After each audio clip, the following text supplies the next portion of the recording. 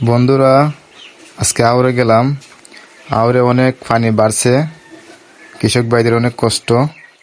নৌকা দিয়ে ধান খাটতেছে, নৌকা ছাড়া ধান কাটা সম্ভব নয়।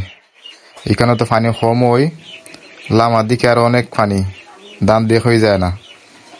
তো তারা নৌকা দিয়ে গাঙ্গের ফাড়া নিয়ে ফাড়া দিতেছে। ফাড়া দেওয়ার পরে পানি শুকাইলে তারা মারা দিব। তো প্রিয় বন্ধুরা, দেখেন কৃষক ভাইদের অনেক কষ্ট, অনেক কষ্টের ফসল অনেক মানুষের। 100-র মাঝে 90% ওই মানুষের ধান কাটা বাকি রয়েছে, ফাইনে তোলাই নিছে কি। আর 10% মানুষের ধান খাটছে, তা অনেক কষ্টে খাটতেছে। নৌকা ছাড়া খাটতে পারতেছে না। অনেক মানুষের নৌকা নাই, অনেক মানুষের নৌকা ভাড়া আইনা খাটতেছে। তো যারা খাটে এরা অনেক টাকা বেশি নেয়। সাধারণত উকনাতা কি পানির সময় অনেক টাকা বেশি নেয়।